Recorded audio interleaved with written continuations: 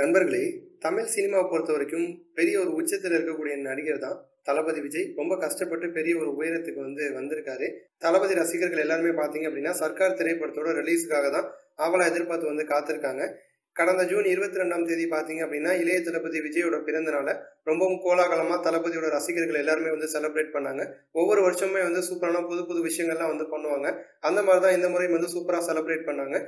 அதோட சேர்த்து பார்த்தீங்கன்னா, ஒரு சில இடங்கள்ல விஜய் அரசியலுக்கு கண்டிப்பா வருவாரு அப்படிங்கிற மாதிரி போஸ்டரும் நிறைய இடங்கள்ல ஒட்டியிருந்தாங்க. அதனை தொடர்ந்து பார்த்தீங்க அப்படின்னா, மதுரையில ஒரு ஸ்கூலோட செவுத்துல தளபதி விஜயோட கட் அவுட் வச்சிருக்காங்க. இந்த விஷயம் பள்ளி நிர்வாகத்துக்கு மட்டும் இல்லாம பொதுமக்களுக்கும் பெரிய ஒரு அதிர்ச்சியும் கோவத்தையும் ஏற்படுத்தியிருக்கு.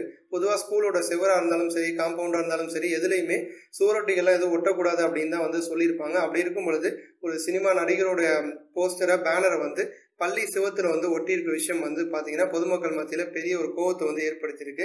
கண்டிப்பா தளபதிக்கும் கூட இந்த விஷயம் பிடிக்காது அப்படின்னு தான் சொல்லணும். விஜய் சினிமாக்கள்ல அதிரடியா வந்தாலுமே கூட நிஜ வாழ்க்கையில பாத்தீங்கன்னா ரொம்பவும் அமைதியான ஒருத்தர். பொதுமக்களுக்கு இடையூறு ஏற்படுத்தாத விதத்துல நீங்க செலிப்ரேட் பண்ணுங்க. பொதுமக்களுக்கு இடையூறு ஏற்படுத்துற மாதிரி எந்த ஒரு விஷயமும் நீங்க பண்ணாதீங்க அப்படின்னா தளபதி அவருடைய ரசிகர்களுக்கு அறிவுரையும் சொல்லியிருக்காரு. இந்த விஷயம் தளபதிக்கே பிடிக்காம இருக்கும் பொழுது தளபதி ரசிகர்கள் இப்படி செஞ்சிருக்க கூடாது அப்படின்னா நிறைய தளபதி ரசிகர்களும் கூட சமூக வலைதளங்கள்ல தங்களுடைய கருத்தை தெரிவிச்சிட்டு இருக்காங்க.